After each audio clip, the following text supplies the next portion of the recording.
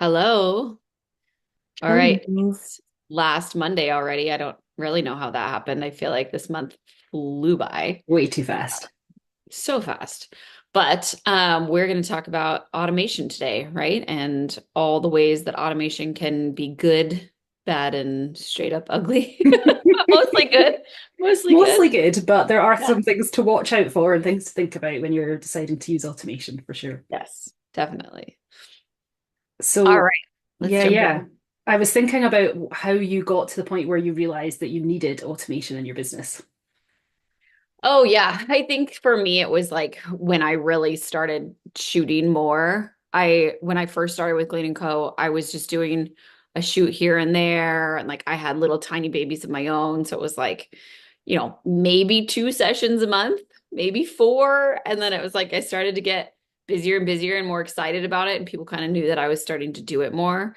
And so then all of a sudden I had six sessions and then eight sessions, and when I got into those higher numbers, especially when I was at the lower price points, because as all photographers know, it's easy to like get really busy when you are at those lower price points because people say yes easier, which is great. But then you have all these people and all these things. And like, especially if you're doing like mini sessions and that sort of stuff, like stacking your calendar, there's so many people and pieces that you're like, did I respond to that person? I don't know if I Mhm. did. And like you start to lose track of who you've talked to, who you've reminded, who you've sent what to. And it just gets to the point where you feel a little bit like a crazy person and people are getting that like really like inconsistent version of you. Some clients get a wonderful experience because you were on top of their stuff and you remembered to call them and send them all the reminders and all the things that you promised them.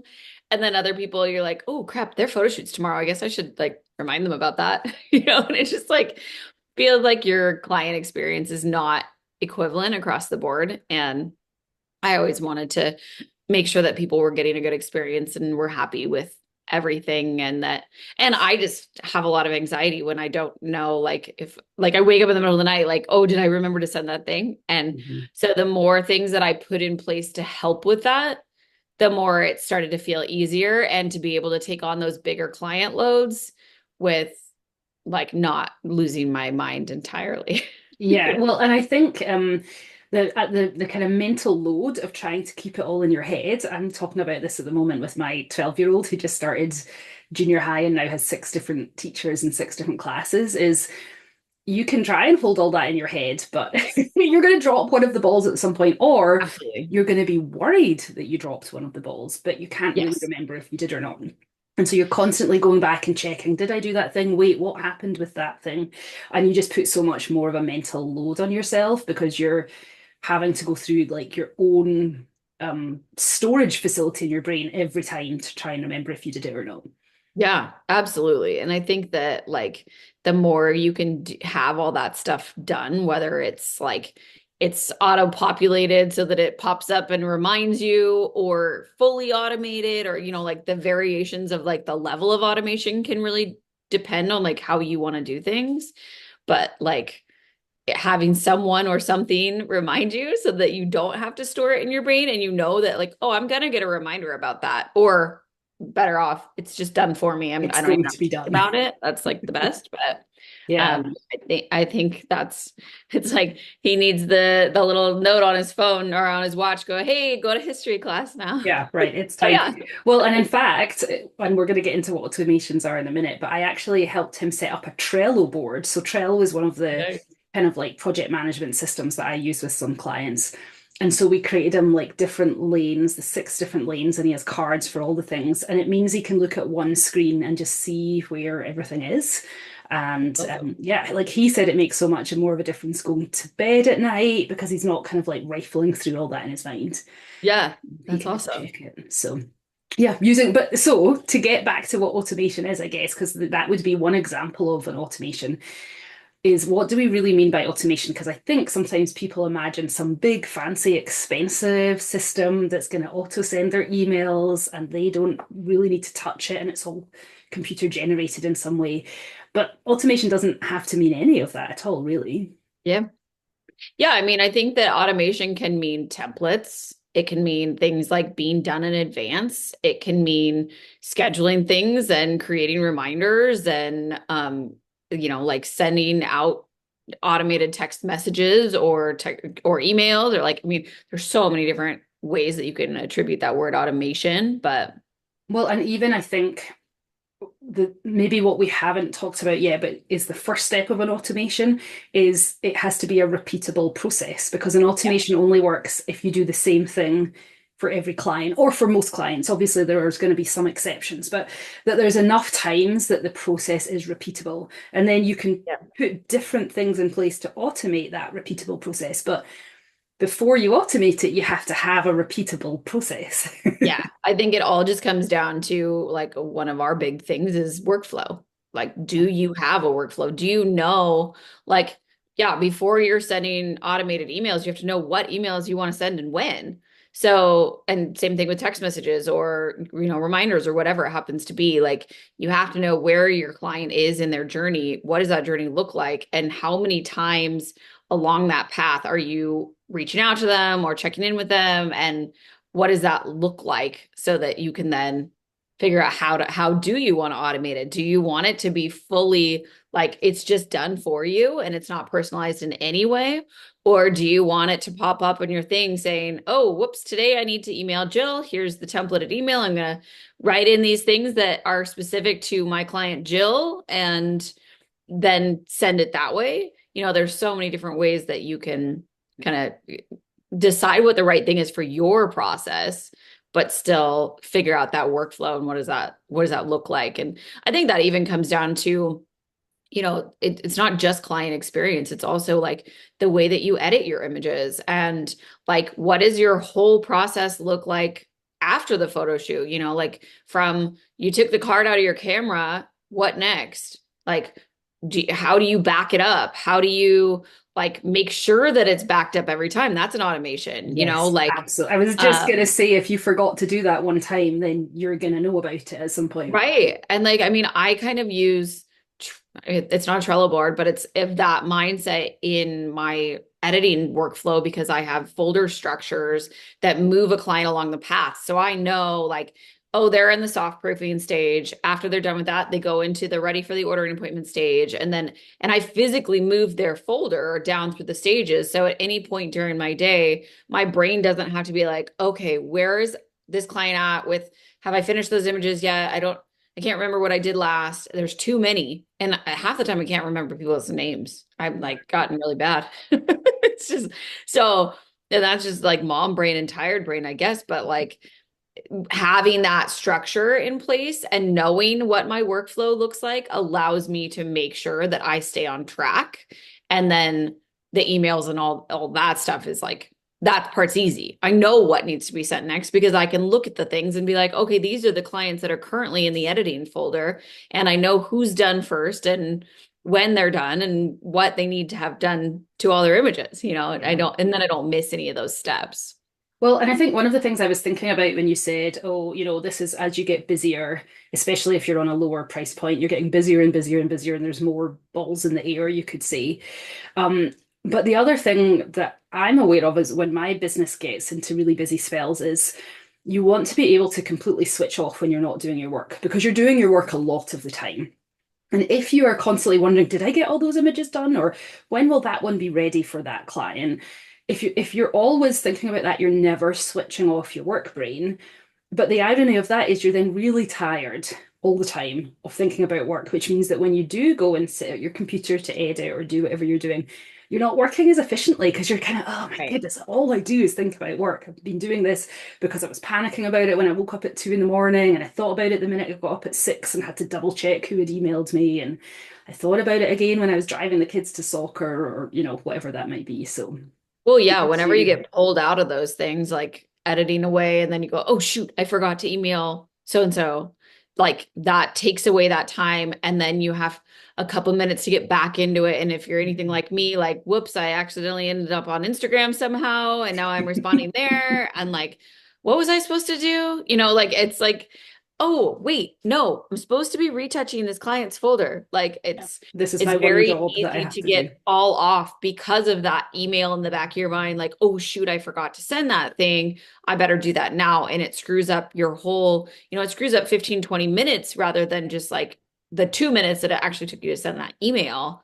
Well, It's and I think messes up everything. especially because probably most people who are doing this and maybe watching this are probably moms or parents as well, Mm. is we have the hard stop because we just have to go to the school or the daycare pickup. We don't have the choice. Or your kid That's turns up, way like some noise happens, they've had an accident, you have to run and see what's going on, or they've had a bad night because they've not been well, and so you're not at your freshest when you get up in the morning and you need to get some work done.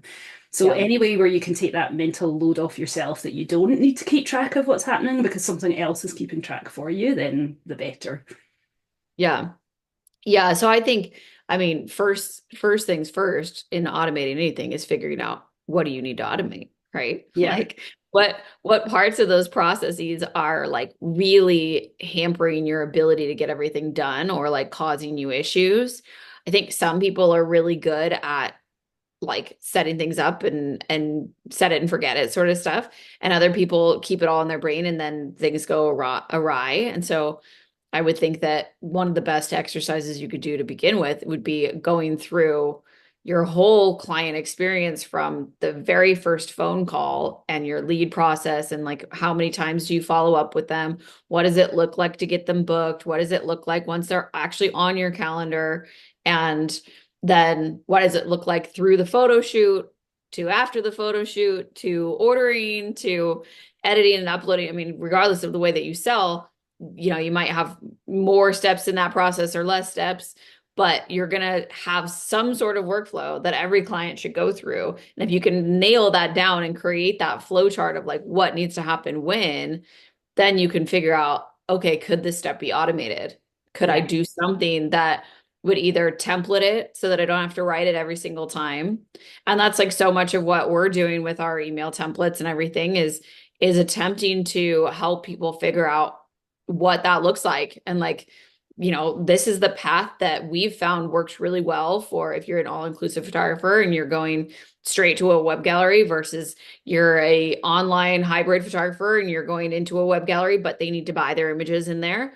Or you're sitting down with them and doing like an in-person sales session. And what does that look like? Because every one of those has slightly different client experiences and different parts of the process that needs to be addressed to make sure that the client knows what they need, when they need it, what's next, what's coming up, and what's expected of them so that you can have Yeah. this like really smooth client experience all the way through, Well, no matter what you're yeah, doing. no matter what you're doing. And I think, so I was thinking that like some people see the bad of automation, if there was a bad side to it, is that you have to think about this.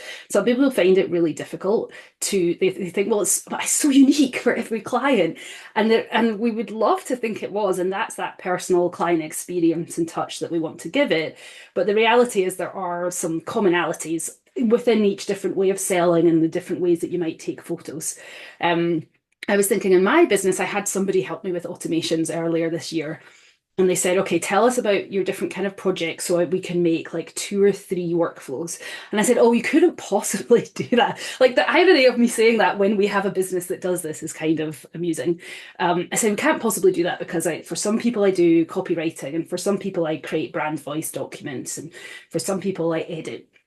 And then she said, okay, but at the beginning you have an intake call, yes, and that's always how long? An hour. And then you do some work, yes, and they give you some things, yes, and then you have another call, and that's an hour. And then I was like, oh, it's the same process for everybody. What we do in those calls or what we talk about or what I collect from them in between is different, but really it's the same thing for them all.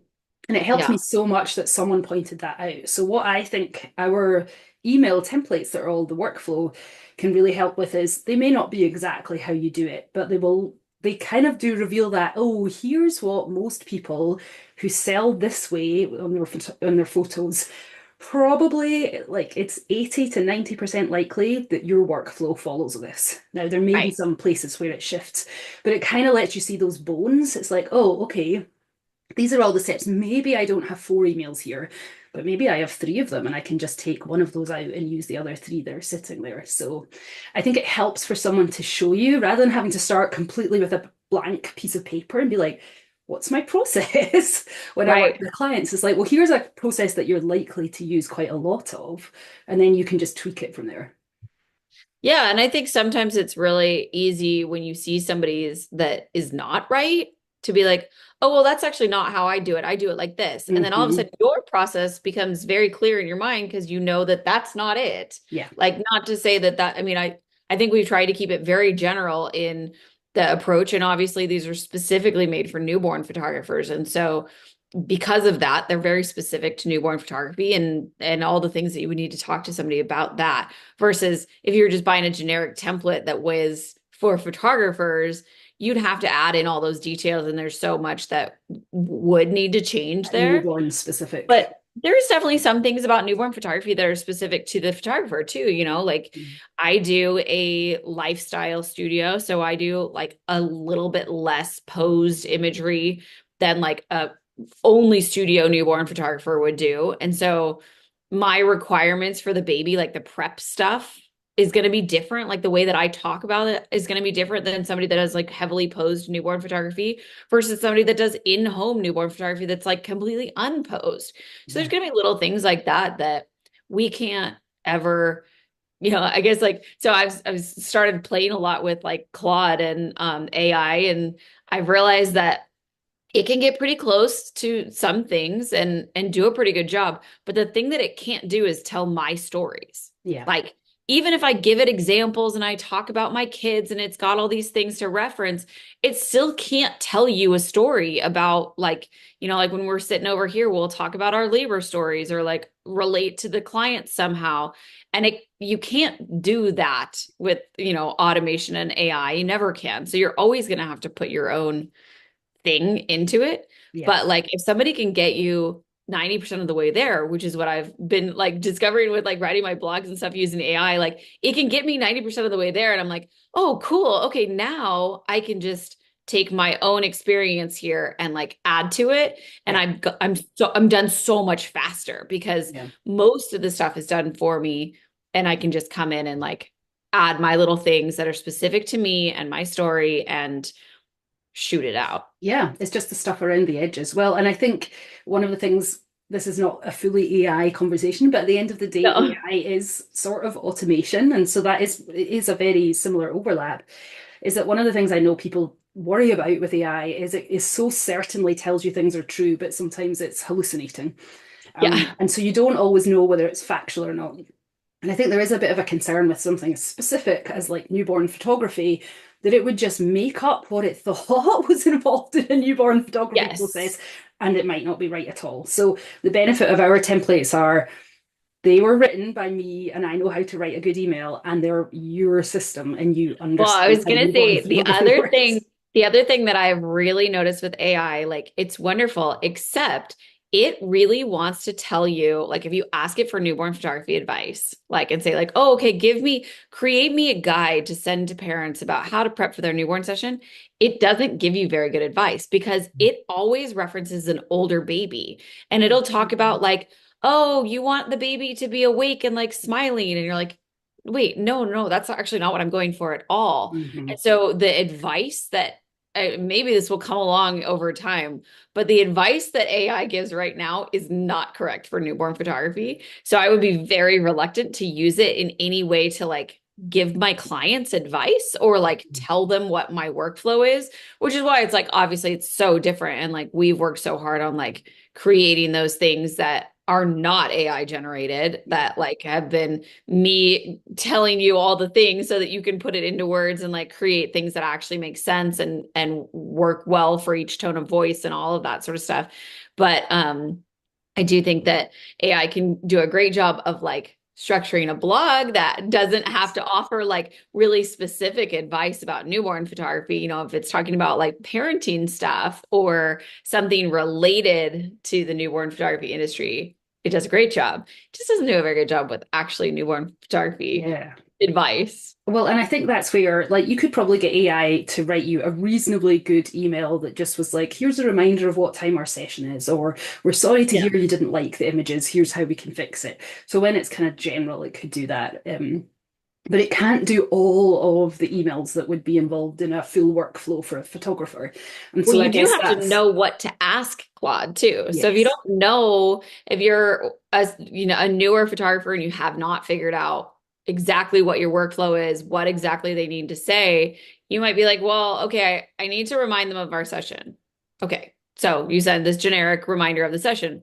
But like really, we want to remind them about the session, but we also want to remind them about the timing of things. And this is how this works, and this is how that works. And when you come into the studio, this is what to expect, and how your baby might react if they start crying, and what we're going to do to help solve that. And like those sort of reminders that are very specific to newborn photography is like how you make your clients feel good and comfortable that like you know what you're doing. And if Yeah. you don't quite know what you're doing yet and you're just in those early stages, like having somebody write that out for you and go, oh, Mhm. yeah, okay, yes, Because that is how I want to do this. Like you can't ask Claude to create that if you don't know if you that you don't know need what to it create is. that, you Well, know? and this came from years of trial and error by you, right? Where your Yes. emails got more specific over time. Each time something maybe went a bit wrong, or you're like, gosh, I wish I'd told them this before Yeah, they turned up. I'll write that into the next email. You know, it's exactly. not like we just came up with these shiny new emails, but they're from years of you tweaking the process and the workflow to get it right. Yeah, Um, exactly. Yeah. So so I think that AI can't quite do that yet, but it's getting there and it's getting better at like helping to automate things. yeah. So Yeah, oh, for I sure, mean a lot. definitely. Well, and one of the other things I think when we talk about like the good of automation is, which we've kind of like talked a little bit around about here, but not directly so far, is that your clients could continually be asking, like, when can I see a sneak peek? What's going to happen if I show up at your studio and the baby's actually was just sick in the car? What do I do? You know, Yeah, by automating and thinking about expectations and writing those in advance, you have less interactions with your clients and absolutely. only good interactions with your clients because you've told them what to expect and you've taken the lead as the business owner. Yeah, I think one of the very first things that I ever wrote for my business was like the 911 email sort of stuff, like, oh crap, this bad thing happened.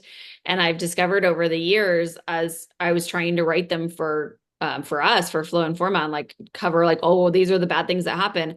I realized that like as I've automated my process and like made sure that my workflow is the way that I want it and they get all the information, I have to send those 911 emails so less frequently Yeah. because I don't have as many issues because my clients know what to expect. They've seen pricing, they know what's coming next, they know what time they're supposed to be places. They know I don't do a sneak peek, so they don't ask for one anymore. They know the timeline for their turnaround timeline, like when they're going to get their images, so I don't get those harassing emails. I mean, a lot of that too is like you have to be accountable as a business owner. Hmm. So like you can send those emails saying these things, but if you don't follow through with like you told me you were going to have my images in 2 weeks and it's been three, where are they? Like you're you're going to Yeah. need our 911 email pack.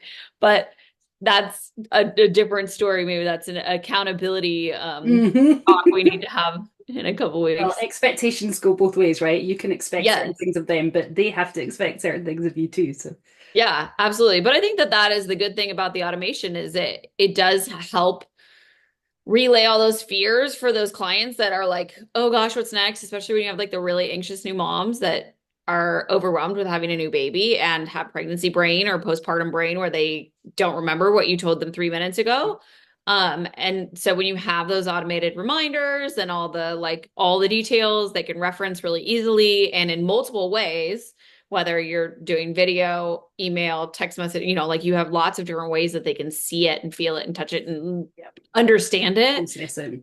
then you have an experience that you can duplicate over and over and have happy clients over and over. Yeah, yeah, definitely. Well, so I guess we should maybe talk about the ugly side of automations as Yes. well, when automations go wrong. I mean, I think the balance that's so hard sometimes with automation is what can we make it be repeatable so that there's less work on you. You don't need to reinvent the wheel with every client, but you still want it to feel personal to them. In an ideal world, a client wouldn't realize this was the same email that you sent to somebody else the day before. Yeah.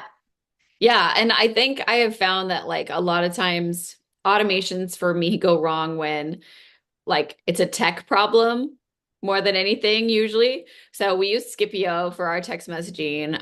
We started using them probably maybe even 3 years ago. No, 2 years ago. I can't remember. And they have some really cool like campaign abilities. So you can like we have a book project that we're doing right now. And so we have an automatic text message that goes out and it says like, "Hi Jill, thanks so much for applying for our Fed with Love book. We'd love to hear more about how you feed your baby." And then it pauses and we hope that you'll respond, right? And if you do, it'll take you out of that text message thread. And then if you don't, the next day we'll send you a, "Hey, we just wanted to follow up again. We haven't heard back from you. We'd love to hear more about how you feed your baby." Like, and it tries to get them to engage with us. And I think that there's four. I think there's four that are set up. So I was telling you this the other day that I had tried to fix something. I was having an issue and I uploaded this new CSV of like all these names that were Fed with Love leads.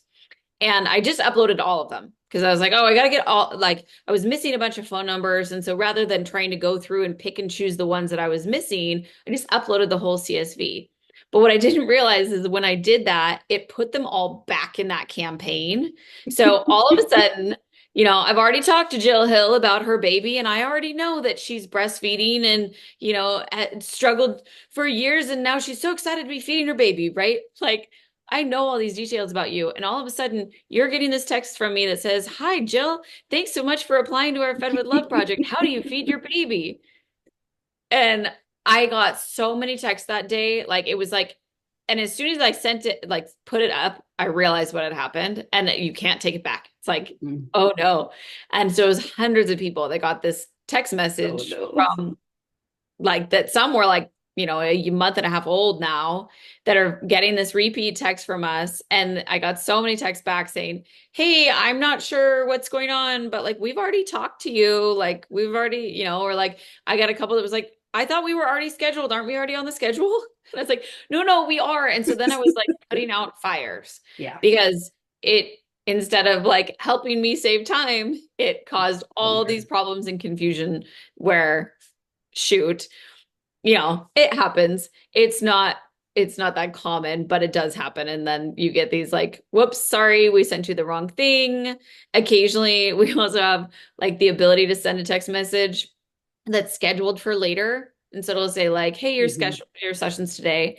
And so we'll automate it so that it will send at the appropriate time, but we'll write it 4 days before. But if you screw up and like don't set the time right, it'll like send the wrong day or send immediately instead of scheduling. And then you get the, "Wait a minute, this doesn't make any sense." And you have to apologize to the client and say, "I'm really sorry. That's an automated message. It went out at the wrong time."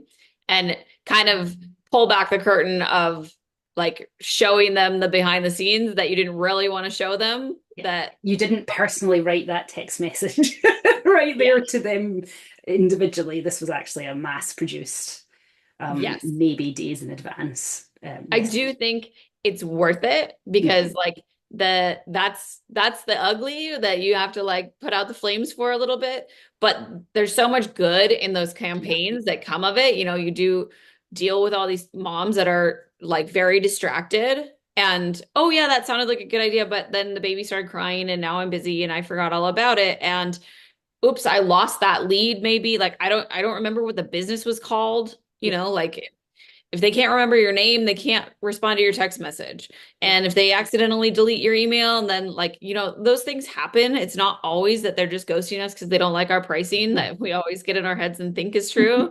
Um, but it's not always that. Sometimes it's just that they're so busy that they forgot. And so having those reminders sent to them is massive. And I don't know about you, but like I certainly don't want to sit here all day long sending text message reminders that people are that a lot of them are ghosting me and are Yeah. just not really the right leads. And, like we're talking about a lot of really cold leads here. So like I need to try and get them engaged, but some of them just never will. So I don't want to spend hours upon hours or hire somebody to spend hours upon hours. Well, I was just going to say, this is not why you started your photography business to spend hours Uh-uh. a day texting people or. No, no one really wants to do lead follow-up. It's annoying. And nobody really wants to get those text messages either. So usually they'll respond and say stop if they're really not interested, which is a great, I Yeah, love it when that happens because it's like, this person is not interested. it Do was not never follow going to up with them. change. She's not in. Let her go. It's Yeah. fine.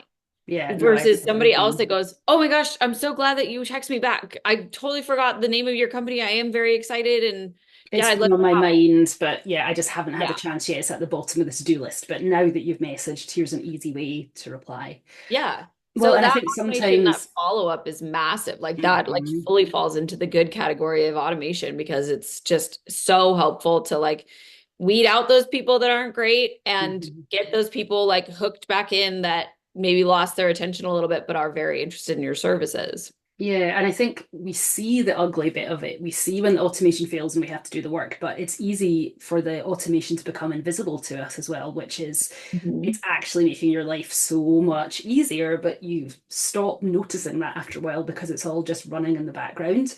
And so you only notice it when it goes wrong, which can feel annoying. Yeah. But it's worth remembering what's all happening behind there that you would have had to individually do if it wasn't for the automations. Yeah. I mean, I Um, definitely think that the other like kind of ugly behind automation that I will say is like sometimes it's very tech heavy yeah, and it can be frustrating because it's not like I feel like I'm pretty good with computers and can get around, but like some of it is like, oh yeah, you need to create a webhook with Zapier and I'm like, I can't, I don't know how to do there's that. a Like lot that's of not stuff. in Yeah. my wheelhouse. So sometimes you do need to reach out to somebody that like that's their jam. They can do it really fast and easy and it's like a quick thing, a quick Yeah, fix for for them them. versus like you spending hours upon hours like trying to get something to work that just isn't working. So I would say when you not when you're doing just like basic emails and whatnot and even text messaging, but sometimes like scheduling reminders or anything that's a little bit more complicated or like you're trying to connect two different programs like a Mhm. Facebook ad and then your CRM and like those connection pieces can be really frustrating sometimes. But there are people out there. There's a guy out of Australia named Ian, and his company's called Simplify Your Studio. And Mhm. he's great. Like that's what he does. So you can hire him to do your automations. But first thing he's going to say to you, because What's I your had this call with workflow? him, is he said, what exactly do you want me to automate for you? What does your workflow look like? And do you have all that copy? And do you have all the pieces in place so that we can put it together? And Yeah. I said, hold on, I'll be right back. Got a Let me little work. go figure that out. Yeah. Well, and Yeah. the other thing that I was going to say is some of it is heavy tech, and you do need to know the tech or hire someone to help you. But even like on the email templates that we have, there's quite a lot of parts where you have to add a section yourself. So we don't say the name of your company. You're going to have to put that into all the copy. But one of the things that we offer if you buy any of our templates is a first Monday office hours. So not last Mondays, but first Mondays, which is an hour when we hang out on Zoom like this and work. And if you've bought the templates, you can come and ask us questions about how to fill them in and upload them to your email management system. Now, we don't know all the email management systems, but we know a lot of the ones that photographers use. I work in lots of email management systems for other clients, so this is something that comes kind of easy to me, and this is something you've done a lot of in different ones. So that's the kind of thing that you get for free as part of buying those templates from us. But it can get you to the like if you're just stuck because you don't really understand how to take something out of the template and add your own piece in again, that's probably somewhere that we can help you. Yeah, well, and that's definitely something that like you could bring us your specific problems or things that are Mhm. different about your business that maybe don't quite mesh. Like, and if you're like, I sometimes get bogged down into like, okay, this is like why I originally hired you because I was like, okay, I bought all these templates, but I like don't know how to make them sound like me, which is how we got into like having 12 Mhm. different voices. But like sometimes I have a hard time knowing how to put in a little piece and like make it sound right. And so like if there are little things like that, we're like, well, I really need to add this part for my business specifically. That's absolutely something that we could talk about during that time of like, okay, how do we make it sound like it meshes and how do we fix this part or just like I don't know, like sometimes using like the find and replace can be like, okay, how do I do that? How do I Right. make sure Yeah, that yeah. I was on a call with a client who I'm helping edit for her memoir, and she's not used to using even a Google Doc. So we yeah, had to show her how to do all the basics of how to edit where and track changes, how to find and replace, how to replace all. We just did one where we replaced all, and she didn't realize that was an option. She's like, "Oh, you just replaced all of yeah. those words?" I was Well, like, I mean, yes. there's a format of automation, right? Like, don't hmm go in and like manually type in Glean and Co photography everywhere it says your studio name. hmm Like, Do a find and you know, replace. Yeah, we do exactly. show you how to do that though in the video. Yes, yes, that we So get that. But if you're not at all techie where even those things sound intimidating, that's where you can come and ask us about it. And either we know the answer or we use lots of people in our businesses and in my clients' businesses where they hire people to help with that kind of tech stuff. So if it's more yeah, techie, we may well know a person that could help you with it. yeah, definitely. Yeah, I think automate everything you can though. It's Yes. the Yeah. way to go. Definitely. And yeah, so maybe it's worth talking about the different kinds of templates and things that we have. And Yeah, so not all of ours are up and running yet, although maybe by the time you're watching this, person who's watching, they might be up and running. But you mentioned like 911 emails, and we've also talked about our workflow emails. So do you want to yeah. explain what the difference is? Yeah, so 911 emails are like those situations where a client is upset with you for whatever reason, whether, they want to see their images right now, or they want, well, why can't I just buy all the raw files? Just like those common issues that come up that we're like, oh my gosh, I have to answer this. This is a frustrating email to answer, but I don't want to piss my client off. I certainly don't want a one-star review. So how do I do it in a way that is going to, because those are all the questions that come up in like the Facebook, like newborn photography groups that are like, oh my God, my client sent me this email. What do I say? Yeah. So that 911 email template pack is to cover a lot of those like really common occurrences that happen with newborn photographers. And, you can always go tweak it for the specific situation, but they're Again, it 90% gives of you a the week. starting ground. And if you're It is upset great. or angry, because the person who wrote to you was upset or angry and you react to that, that's a terrible place to write a return email to them. So Right. this is a way where Yes. we've already thought about it and it doesn't have the emotion in there, which Yes. might give you a really good starting place. Yeah, and I think that a lot of 911 the 911 email pack is about setting those boundaries for yourself. And when you have those things in place, especially like if you use our regular email templates and the 911 pack together, they work really well because we're discussing things like this is the studio policy, this is how we're addressing it because of this other thing that we have in place. So they work really nicely together, but they also can work just as a standalone. Like you don't have to have the email templates to be able to use the 911 emails. Yeah. Um, but they're written in your tone of voice, just the same as all of our other templates are.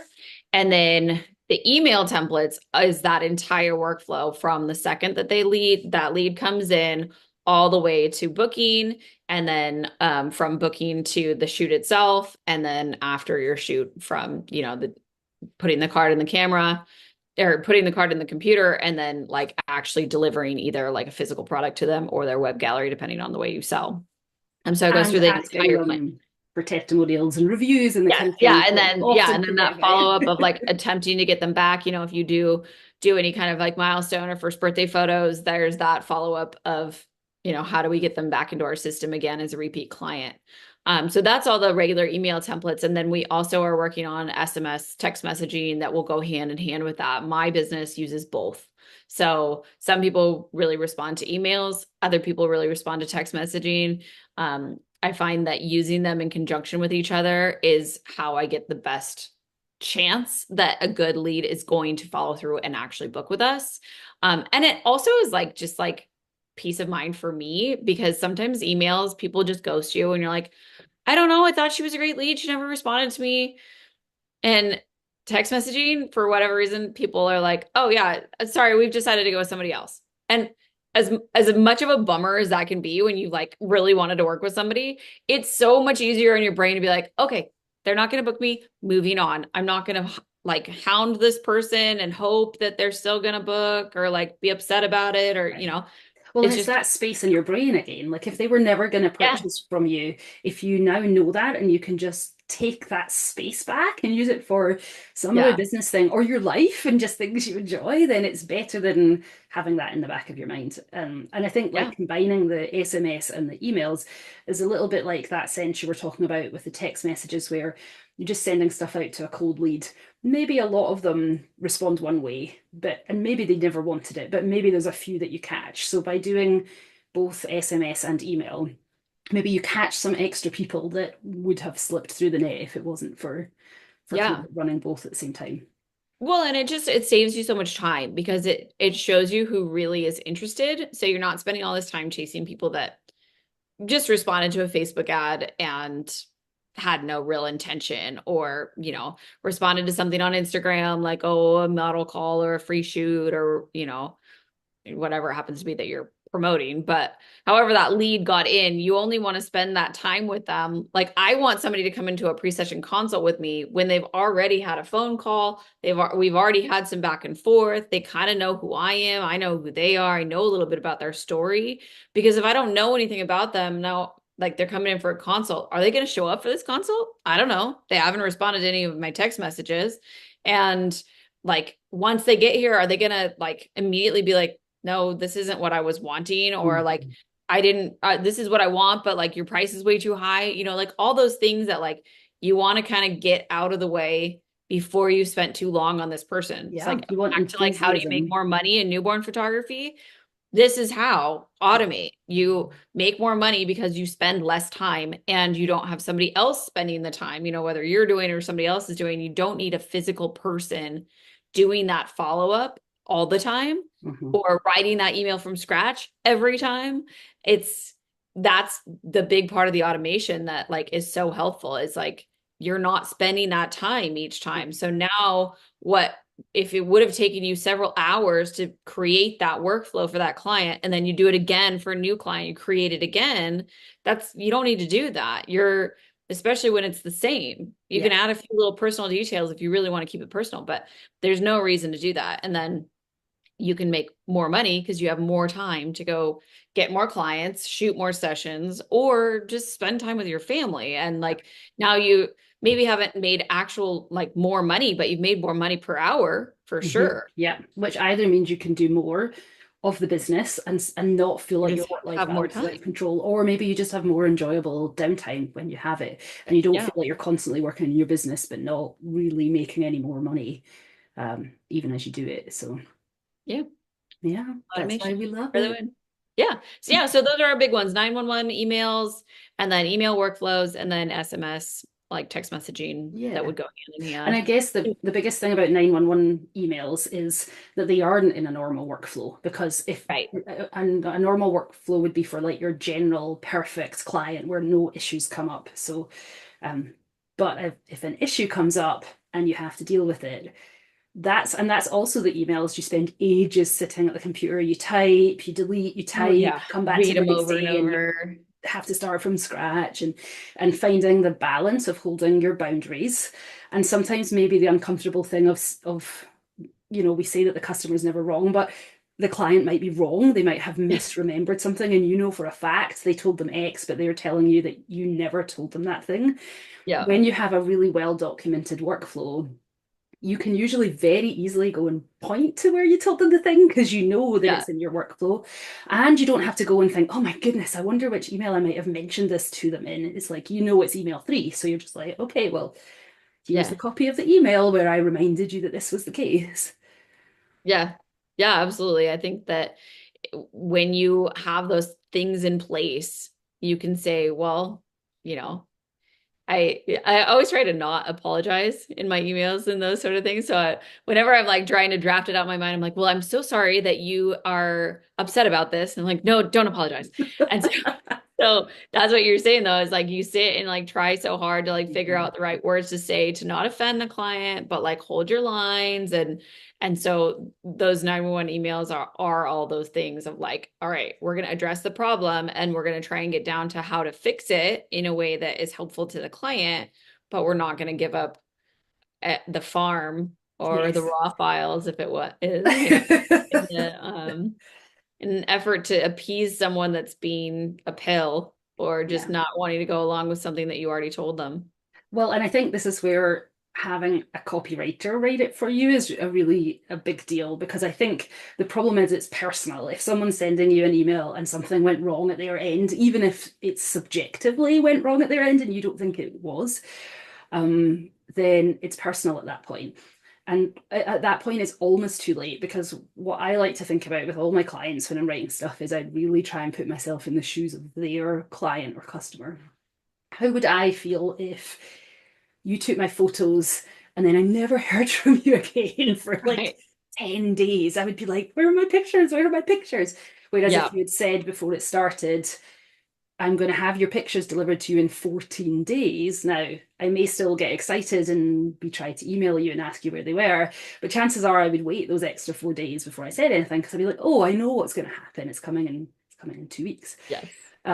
So really trying to put myself in the shoes of the person on the other end of the message that's getting sent, which means sometimes you do have to apologize even when you're not wrong, but getting the boundaries right of like, I need you to know this.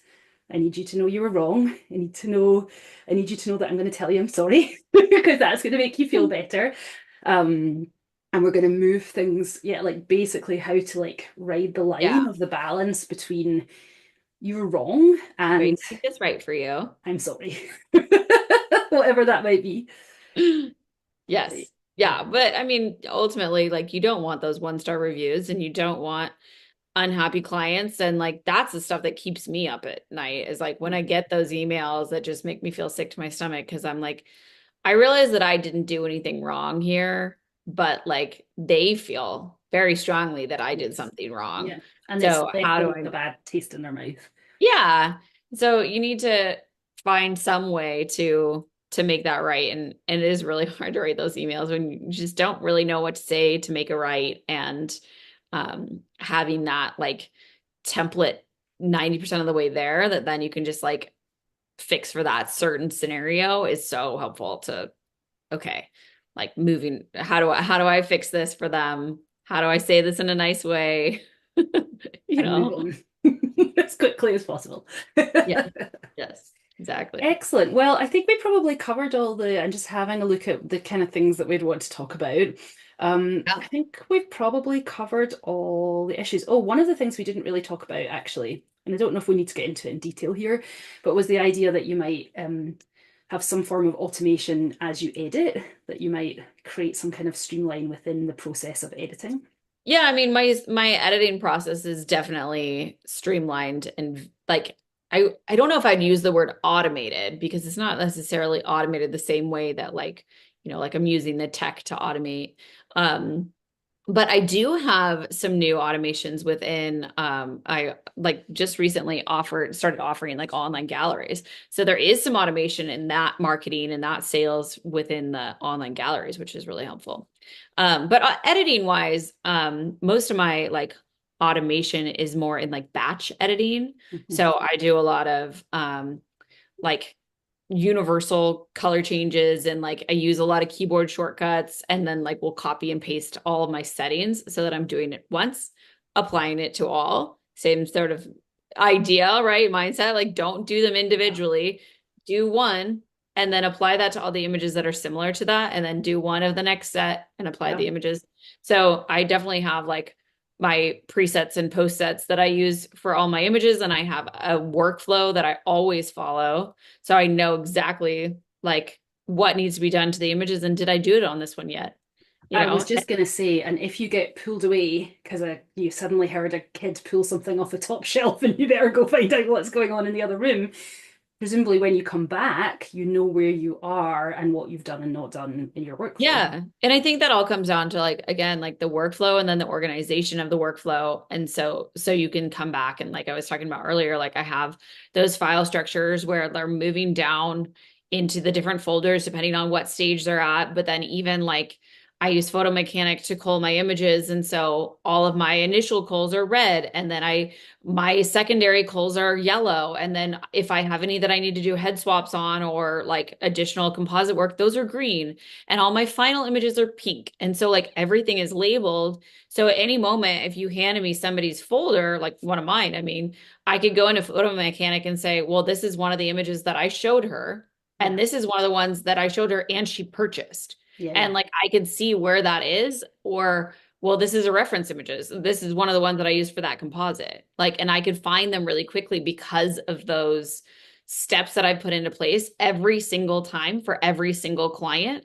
And all of my folders are named the same way. So like it always goes last name, first name, baby's name. Mhm. So I can search for a client and find multiple newborns, like this is her first baby and this is her second baby. And like this is what their name was. And like I can see them in all these different folders that are not necessarily like by date. I used to organize by date and I couldn't find anything Right. because it'd be like, That's not how you're oh, going to be looking when did I for it. have that client? Like, what was the Was name? it October or was it at the beginning of November? Like Yeah, that's it a doesn't completely like different dates setup. don't help me. I mean, they do help in some regard, but like not in searching for a client. So I find that doing it the same way every time. Mhm. And like I used to like put it as like baby Henry. It's like, oh my God, Paige, like you're not gonna be able to find that in 4 years when that client comes back and wants something, or Right. like you're trying to find it for whatever reason. Like baby Henry doesn't do anyone any good. Yeah. And so labeling things, naming things the same, and like having that consistency is like it makes everything easier. Yeah. So yeah. Well, and I think if you understand the concept of presets and post sets, that is just automation in a way, right? And that's the same Yeah. thing that we're trying to apply all across your business and to make it faster, the same way presets and post sets do that. Yeah. I mean, I think at the end of the day, it's all about like the tasks that you can do that make you more organized and faster and more efficient. Because like that's what we're all trying to do, right? Is spend Yeah. less time on the things that don't move the needle for Right. us. And that we don't And enjoy. Like who, I mean, does anybody love naming their files? Probably not. But no. if it's going to make it faster, Well, and everybody hates searching for something that you can't find. yeah. And if So you were to add up, oh my goodness, I am not very good at naming my files. If I had to add up how long I spent searching for things because I didn't exactly know what I'd called it, then it would be terrifying to see that number. yeah. Well, I mean, let's not talk about my regular like documents and stuff because I'll show you my desktop and it's just a mess. But Mhm.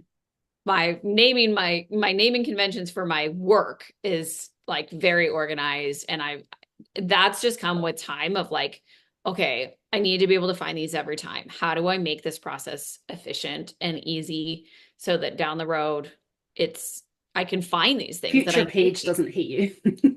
Right. Yeah. Future page wants you to be organized. Excellent. Well, I think that probably covers all the things that we wanted to talk about for Yeah. automations. We have a Good. blog post about this, which if you have had any emails from us recently, you might know about, or you can find on the website. And yeah, if you buy any of our templates, then come to our office hours and we would love to talk automation in more detail with you. Yeah. Yeah. I can help you figure out exactly when to send them and how to send them and all that good stuff. Excellent. All right. Thank you, All right. Have a good rest everyone. of your day. Bye.